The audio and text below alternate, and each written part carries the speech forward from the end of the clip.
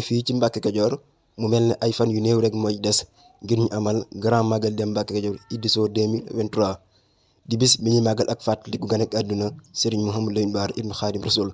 ñi ngi toog ak Serigne Cheikh Thioro Mbacke Bassirou. Serigne bi ginnaaw bi ñu la nuyoo mu mel ne jot nañoo def CDD CRD ba mbooleem chef de service kenn ku ne jëloon ci ay engagement jamono ji mën nañu xam fan lañ toll ci wàccaay wi. waaw ñi ngi sant yàlla bu baax di wax ni màggal gi bi mu jubsee ànd nañ ñun njaboot gi yëpp ak autorités yi fi nekk muy sous-préfet ak préfet ak gouverneur ak chef de service yi fi nekk yëpp ñu am lu ñu tënkoon mën naa ni loolu ñu tënkoon bari na ci yoo xam ni yemb na yemb gi mooy sax dafa am lu ci dolleeku mooy dañu teel a ñëw lu jiitu bis bi nga xam ne moom la ñu waxoon lu mel ni waa service d'hygiène ñëw nañ fi ba def seen liggéey bu yàgg ba mu mat waa ONAS ñi ngi fi indi nañ ay camion vidange ñi nga xaat ñoom toilette mobile yi agsi lu mel ni waa hydraulique ñoom teel nañu ñëw jiitu nañ màggal gi ñetti fan ñi ngi fi ñoom indi nañu ay camion indiwaale nañ gasoil lu toll ci ay 500 litres yoo xam ni pour rotation yi camions yi def di rooti ñi ngi ci mën nañu te bis bu nekk itam sous-préfet ñëw fii daanaka du amul benn bis boo xam dina ñëw fii ci ñun xool laaj ñu li nga xam ni moo des ak yu mel noonu bu fekkee ni am na lu des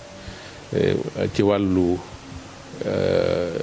yëf yi musóobe yi ñu doon wax itam joxe nañ ko muy jëm ci wàllu li ñuy togg ceeb bi nga xam ni dañ koy toggal suñu mbokki musóobe yi indi nañ ko. kan noonu itam ministère de la santé ñoom itam li ñu leen laajoon ci ay garab mu toll ci njëgu juróomi million 5 millions indi nañ ko depuis ñeenti fan ci ginnaaw def nañ ko ci ak farlu même Sonatel ñoom itam li ñu sàkkoon ci ñoom def nañ ko à l'heure ñoo kon ñu ngi sant bu baax te mën naa wax ni itam bu fekkee ni service yi nga xam ni ñoo war a liggéey si yëpp ñaari service rek la ñuy séentu te xëy na weekend bi moo leen xaw a gàllankoor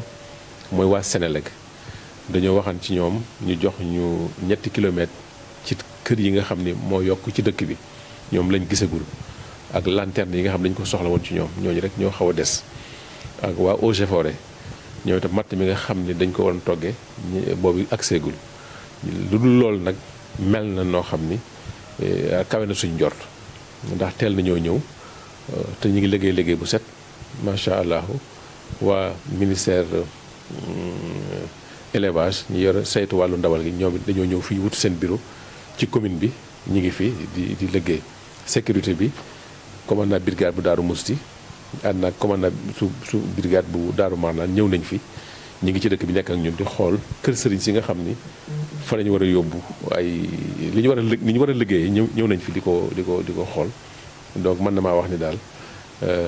am naa ci xel mu dal ak mbégte ci ni nga xam ne ni la tàmbalee te am naa yaakaar ni fii suba